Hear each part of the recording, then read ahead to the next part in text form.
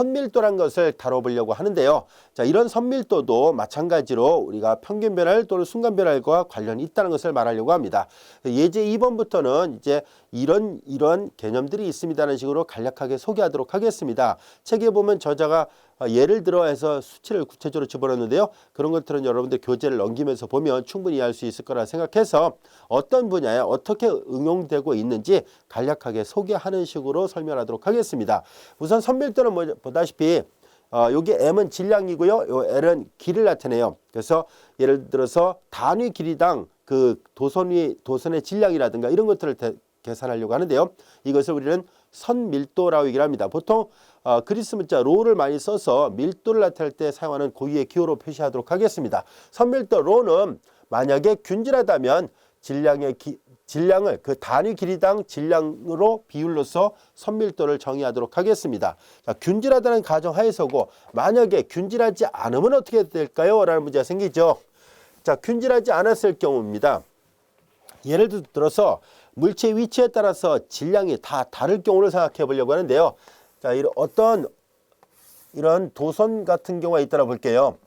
자, 이제 우리는 이렇게 되어 있을 때, 자, 우리는 물체의 위치의 변화에 따라서 여기서부터 여기까지 했을 때 이 물체의 질량을 fx라 놓겠습니다.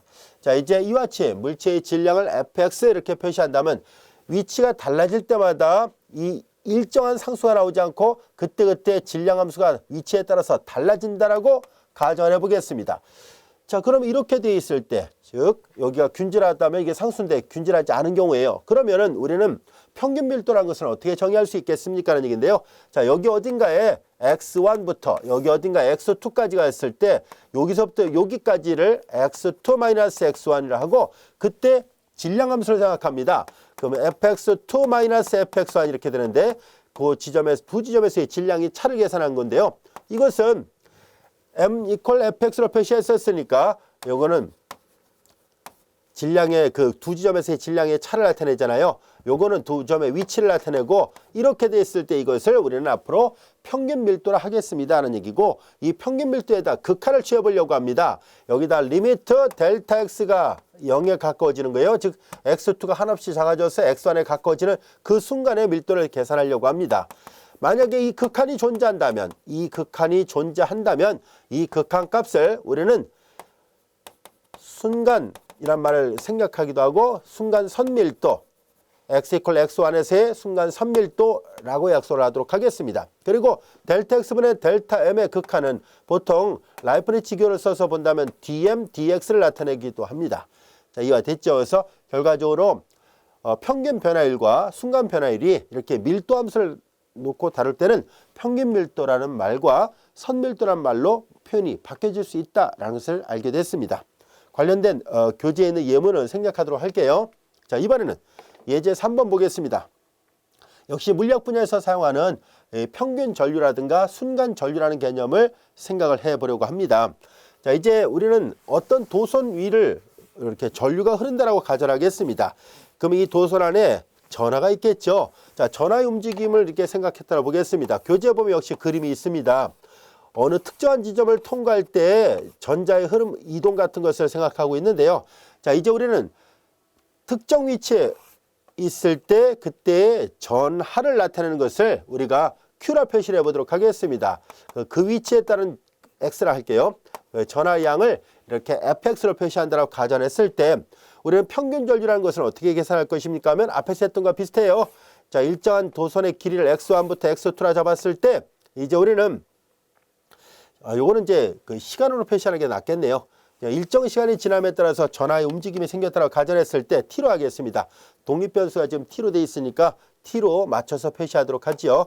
일정 시간이 지난 후에 우리 요 얇은 막을 통과하게 되는 전하량을 Q equal FT로 표시했다고 가정했을 때 그러면 T equal T1이라는 시간이 지났을 때 전하량을 FT1, T equal T2라는 시간이 지났을 때 전하의 양을 나타내는 것을 FT2라 표시한다면 그러면 앞에서 했던 것과 비슷하게 T2-T1분의 FT2-FT1이죠. 이것은 마치 우리 앞에서 약속했던 것처럼 평균 변화를 나타내는 기호표기예요. 이 평균 변화를 나타내는 이 기호표기는 요거는 전하량의 차이를 나타내잖아요. 그래서 델타 Q라고 표시를 할 것이고 얘는 시간의 차를 나타내니까 델타 T를 표시하겠습니다.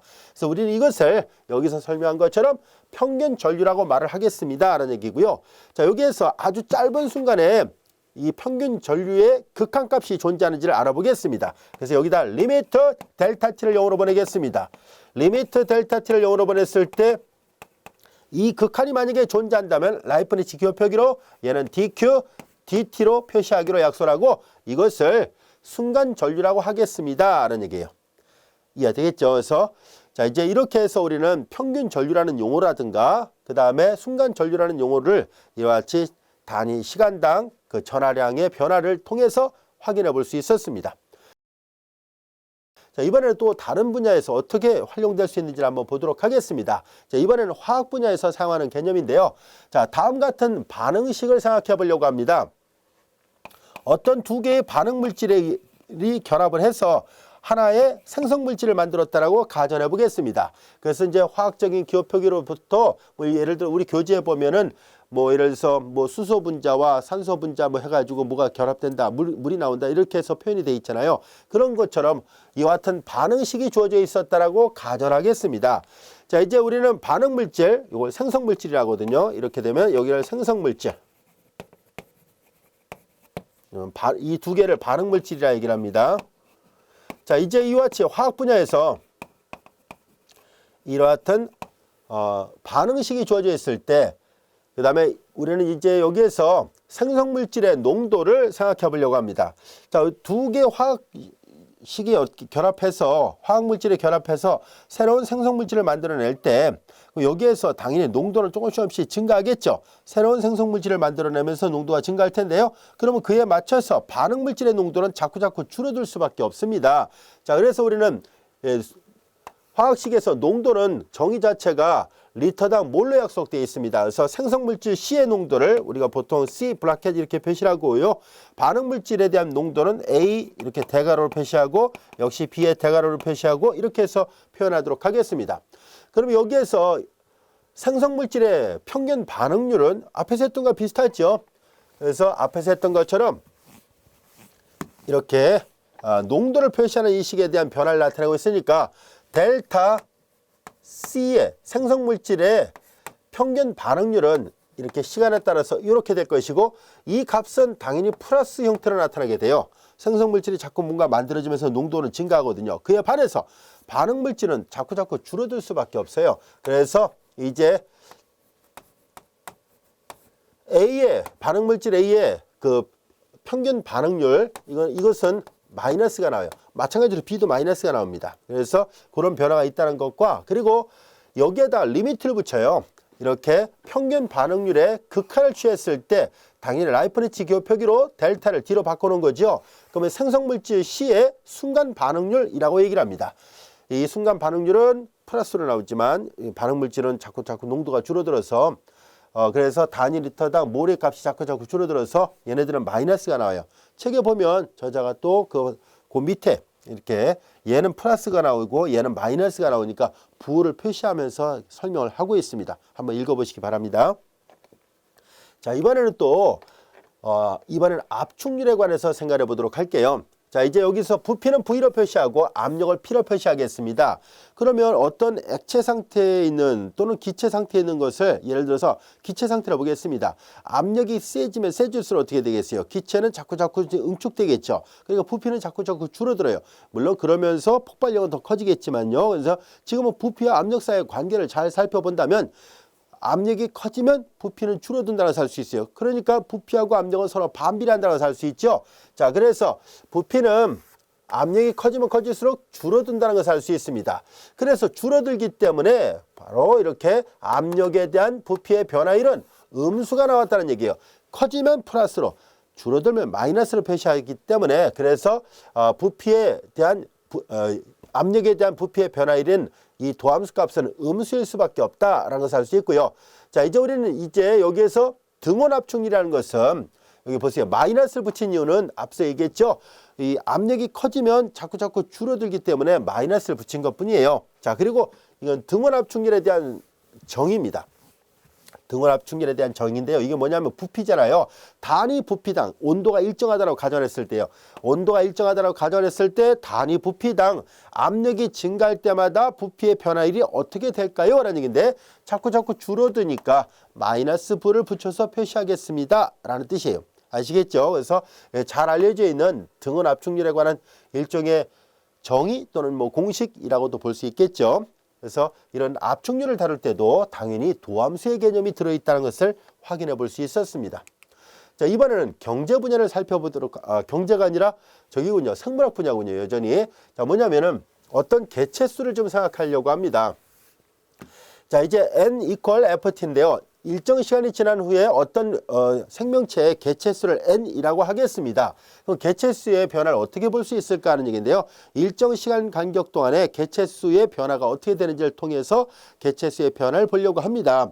예를 들어서 어떤 생명체를 19세기 초반에서 예를 들어서 100년 동안 관찰했다고 가정해봐요. 20세기 초반까지 이런 식으로 해서 계속 관찰했더니 코끼리의 개체수가 늘어났다 또는 줄어들었다 이런 식으로 뭔가 생명체를 일정 기간 동안에 계속 관찰해봤다고 가정했을 때 그 평균 성장률은 델타 T분의 델타 N이 되겠죠. 만약에 개체수가 늘었다면 성장률이 증가한다라고 얘기를 할 것이고 만약에 개체수가 줄어든다면 성장률은 감소했다라고 말할 수 있을 겁니다.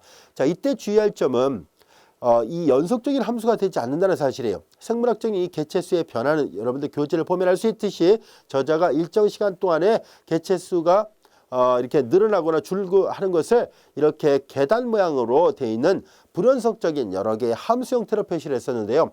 이것을 이런 식으로 표현할 수 있나요? 라는 문제가 생기는데 사실 연속함수가 아니기 때문에 직접적으로 이렇게 표현할 수가 없습니다만 그러나 어느 국소적인 한 개체수만 생각하는 게 아니라 그 전체 무리를 다 생각하는 거예요. 즉 한 지역에 있는 코끼리 개체수를 보는 게 아니라 전 무리를 잘 보면 거기 보면 이렇게 계단 모양으로 교재에 보면 이렇게 돼 있잖아요. 거기에 중간을 이렇게 매끄럽게 연결하면 자연스럽게 곡선 형태로 연속 함수 형태로 표현할 수 있다는 것을 알 수 있습니다. 자, 그런 관점에서 본다면은 우리는 이와 같은 평균 성장률을 극한을 붙여서 이렇게 도함수 형태로 표시하는 것도 가능하구나 라는 것을 알 수 있습니다. 그래서 생물학적인 이런 개체수의 성장률이라든가 이런 것들을 계산할 때도 이 도함수 우리가 지금 배우고 있던 미분을 활용할 수 있다는 것을 알 수 있습니다. 자, 이번에는 또 역시 생물학적인 문제를 살펴보도록 할게요. 자, 이제 모세 혈관 내에서의 푸아제르 법칙인데요. 자, 이것은 다음 같은 시기로 알려져 있습니다. 자, 이제 여기에서 보면 L은 뭘 나타내냐면 혈관의 길이에요. 우리가 측정하고자 하는 혈관의 길이. 혈관의 길이가 L이고요. 자, 그 다음에 이제 P는, 이 L은 혈관의 길이를 나타내고요. P는 압력입니다. 예를 들어서 심장에서 나온 이 혈액이 혈관을 통해서 지나가잖아요. 그러면 이제 이런 압력 차이에서 혈액이 흐르게 되죠. 자, 이제 이렇게 되어 있을 때 이 R은 대문자는 뭐고 소문자는 뭡니까 하면 R은 바로 이 중심, 혈관의 중심축을 잘랐을 때 바로 혈관까지의 거리를 R이라 놓겠습니다. 외벽이라 할까요? 혈관의 외피까지의 거리를 R이라 놓고요. 그 다음에 이제 혈관이 이제 이렇게 이 정도로 되어 있을 거 아니에요. 그렇죠? 자, 그럼 여기까지의 거리를 이제 R 이렇게 표시하도록 하겠습니다. 자, 그래서 우리 교재에 보면 이 그림이 나와 있습니다. 자, 이제 이렇게 돼 있을 때 P를 혈관 양 끝에서의 압력 차를 나타내고 V를 혈액의 속도라 얘기를 하고 에타라고 읽습니다. 이 그리스 문자 에타는 혈액의 점성을 나타내고 있습니다. 자, 이제 이렇게 돼 있을 때 우리는 이와 같은 식이 성립한다는 것이 19세기 초반에 발견된 프랑스 생물학자이자 물리학자였던 푸아제르에서 발견이 됐어요. 그래서 푸아제르 법칙 또는 모세간의 법칙이라고 얘기를 합니다. 자, 이제 이렇게 돼 있을 때 얘네들도 마찬가지로 평균 변화율이라든가 순간 변화율 같은 것을 생각할 수 있습니다라는 얘기예요. 속도의 변화율 이런 거, 혈액 내의 속도의 변화율 같은 것을 살펴볼 수 있는데요. 예를 들어서 자, 만약에 이 혈관의 길이가 정해져 있고 압력이 일정하다고 가정한다면은 그러면은 이 혈액의 속도는 이 R만의 함수로 표현할 수 있습니다라는 얘기예요. R은 뭐냐면은 요 혈관의 중심으로부터 거리를 나타낸다고 볼게요. 이렇게 거리를 나타낸다면 그러면 이 두께를 무시할 만큼 아주 얇았다고 가정할게요. 그러면 R이추할수 값은 여기서부터 여기까지, 즉 R이추할수 값의 범위는 0부터 R까지로 두께를 무시할 정도로 작다고 가정한다면 이 범위 내에 있는, 다시 말해서 이 V는 R만의 함수로 표현할 수 있습니다 라는 뜻이에요. 그래서 평균 변화율 같은 걸 계산할 때도 마찬가지로 우리는 R2-R1분의 VR2 마이너스 VR1 이렇게 쓸 수 있고요. 그래서 이것은 이제 우리는 이렇게 해서 표현할 수 있다는 것을 알 수 있고, 그리고 이제 요거의 극한을 취한 것도 계산할 수 있습니다. 그래서 혈관 내의 순간 변화율 같은 것도 역시 도함수를 이용해서 계산하는 것이 가능합니다라는 것을 알 수 있습니다. 역시 간단한 그 예문들이 있는데요. 그 계산기에 도움이 필요해서 한번 여러분들 꼭 읽어보시기 바랍니다. 자, 이번에는 경제학 분야에서요 어떻게 활용되고 있는지를 한번 또 살펴보려고 해요. 자, 이제 여기서 쓰는 코스트 약자를 쓴 거예요. 자, 비용이라는 뜻으로 이제 사용한 거고요. 자, 이제 어떤 상품을 X개 생산할 때 생산되는 원가 함수를 CX라 표시를 하겠습니다. 자, 그러면 여기서 CX라고 표시한 것은 뭐 예를 들어서 그 물건을 생산할 때 인건비, 그 다음에 뭐 예를 들어서 원자재값, 그 다음에 뭐 여러 가지가 있겠죠. 유통비용이라든가 모든 것들, 그리고 뭐 전기요금, 수도요금 이런 모든 것들이 다 포함돼서 한 제품을 X개 생산할 때 드는 총 비용을 우리 이렇게 원가 함수로 표시했습니다. 자, 이제 비용의 평균 변화율이라는 것은 무슨 말이냐면, 예를 들어 어떤 물건을 만들 때, 자, 이제 100개를 만들었던 제품을 예를 들어서 150개를 만들려고 한다든가 이렇게 했을 때 어떤 변화가 있는지를 살펴보자는 얘기예요. 자, 그래서 예를 들어서 X 플러스 델타 X개만큼 만들었어요. 그리고 X개에서 X 플러스 델타 X개만큼 어떤 제품을 X개를 만들다가 요만큼을 더 만들려고 해요. X 플러스 델타 X개를 더 만들었을 때 비용함수도 당연히 이렇게 되겠죠. 자, 이것도 잘 들여다보면 평균 변화율처럼 보이잖아요. 왜냐면 이거 서로 소거되고 모양 자체가 우리가 많이 봐왔던 평균 변화율의 모양입니다 라는 것을 알 수 있습니다. 자, 그래서 이 평균 변화를 비용에 대한 평균 변화율이라고 얘기를 하도록 하겠습니다. 비용에 대한 평균 변화율이에요. 자, 근데 우리는 앞에서 할 때 순간 변화를 얘기할 때 극한을 취했었는데요. 델타 X가 0으로 간다는 얘기인데 물건을 생산한 것은 개수잖아요. 1개, 2개, 3개, 4개 이런 식으로 카운팅이 되니까 개수니까 0으로 보낼 수는 없어요. 그래서 우리는 이 극한을 취한다는 의미를 여기서는 어떻게 할 것이냐면 델타 X를 1로 보내겠습니다. 이해되겠습니까? 제품을 하나를 생산할 때 드는 비용이라고 할까요? 자, 그래서 이제 우리는 여기서 말하는 한계 비용이라는 개념, 이것을 라이프니츠 기호를 써서 표시한다면 DC, DX가 되는데요. 이 한계 비용이라는 말의 의미는 델타 X를 0으로 보낼 수는 없으니까 제품을 한 개를 더 추가로 생산하는 것을 말합니다. 델타 C는 이걸 말하는 거거든요. CX 플러스 1 마이너스 CX예요. 자, 그래서 한계 비용, 마지널 코스트라는 개념은 어떤 회사에서 제품을 예를 들어서 뭐 자동차를 뭐 10,000대를 생산했어요. 근데 거기서 한 대를 더 추가적으로 생산할 때 비용이 얼마나 더 추가로 발생할 것인가 하는 것을 따져볼 필요가 있을 때, 그럴 때 나타나는 이 비용이 한계 비용이라 합니다. 이 한계 비용이 자연스럽게 보다시피 평균 변화율의 비용에 대한 평균 변화율의 극한의 개념인데요. 요 보다시피 물건을 생산하기 때문에 0으로 보낼 수는 없어서 추가적으로 한 대를 더 만들 때, 한 개를 더 생산할 때 드는 비용을 경제학에서는 한계 비용이다 라고 표현하고 있습니다. 자, 여기까지 이해되셨습니까? 그리고 이제 그 밖에 많은 분야에서 이 변화율과 관련된 문제들을 다뤄보고 있는데요. 자, 이와 같이 필요하다면 각 분야별로 우리가 배웠던 평균 변화율 그리고 순간 변화율 이런 용어들을 적재적소에 잘 적용해서 활용을 하려고 합니다. 그만큼 우리가 배우는 이 미분적 분학이 유용하게 실생활에 활용될 수 있다는 것을 알아볼 수 있었습니다. 자, 이제 우리는 이어서 교재 3장 8절 지수 증가와 감소에 관해서 살펴보려고 하는데요. 이 부분은 미분방정식 분야하고 밀접한 관련이 있습니다. 그래서 변화율과 관련된 문제를 좀 더 추가적으로 다뤄보도록 하겠습니다.